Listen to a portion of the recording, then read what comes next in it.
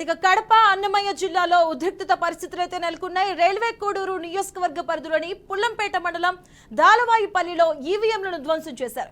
మైదుకూరు నియోజకవర్గ పరిధిలోని నక్కదిన్నెలలో TDP agent పై దాడి కూడా జరిగింది. గాయాలు పారైన ఏజెంట్ నరసింహన్ ఆసుపత్రికి తరలించిన పరిస్థితి ఏర్పడింది. అయితే మైదుకూరు నియోజకవర్గం నల్లదిక్కిలలో కూడా టీడీపీ ఏజెంట్ పై దాడి చేశారు. అలాగే ఏపీలో పలు చోట్లయితే ఘర్షణ వాతావరణం తలెత్తుతుంది.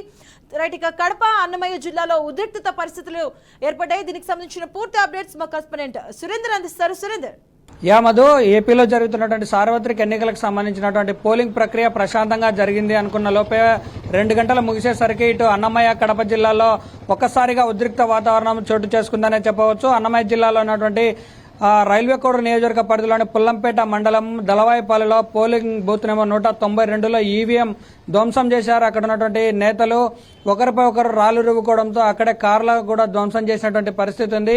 అలాగే ఆ పుల్లంపేట పరిధిలో ఉన్నటువంటి చాలా బూతులలో కూడా ఇదే పరిస్థితి కొనసాగుతున్న నేపథ్యంలో గతంలో ఎన్నికలు 2-3 రోజులు ఉండే సమయంలో కూడా అక్కడ చాలా వరకు గొడవలు జరిగినటువంటి పరిస్థితి ఉంది. అక్కడ కొంత బందోబస్తు పెంచినప్పటికీ కూడా ఇలాంటి ఘటన జరిగిందని చెప్పవచ్చు.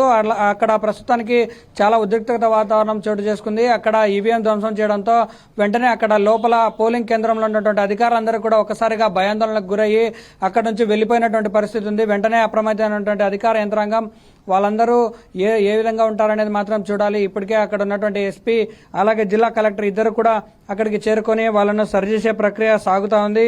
ఈ పరిస్థితి మరి కాసేపట్లో కవర్ అయ్యే అవకాశం కూడా ఉంది. వెంటనే కూడా దాని ప్లేస్ లో వేరే ఈవీఎంలు కూడా సెట్ చేసి పోలింగ్ ప్రశాంతంగా జరిగే విధంగా అధికారులు చర్య తీసుకుంటామని చెప్తున్నారు. మరోవైపు కడప జిల్లాలో ఉన్నటువంటి మైదుకూరు నియోజకవర్గ పరిధిలోని చాపాడు మండలం నక్కల్దిన్న గ్రామంలో టీడీపీ ఏజెంట్గా ఉన్నటువంటి ఉగ్ర నరసింహులపై దాడి చేశారు. అతను వెంటనే ఆసుపత్రికి కూడా తీసుకెళ్లారు. అంబులెన్స్ ఏర్పాటు చేసి అక్కడ ఉన్నటువంటి టీడీపీ నేతలు కూడా ఎమ్మెల్యే మీద విరుచుకుపడతా ఉన్నటువంటి పరిస్థితి కనిపిస్తూ ఉంది. ఎందుకంటే టీడీపీ శ్రేణులందరూ ఒక్కసారిగా అక్కడికి చేరుకుని భయాందోళనకు గురవుతున్నటువంటి పరిస్థితి స్పష్టంగా కనిపిస్తుంది. ఎందుకంటే అక్కడే పదే తరచుగా చూస్తూ ఉన్నాం గొడవలు జరిగేది. మైదుకూరు పరిధి చాపాడు మండలం నక్కల్దిన్నెలో అలాగే అక్కడ ఉన్నటువంటి ఇంకొక బూత్ లో కూడా తరచు గొడవలు జరుగుతూ ఉంటాయి.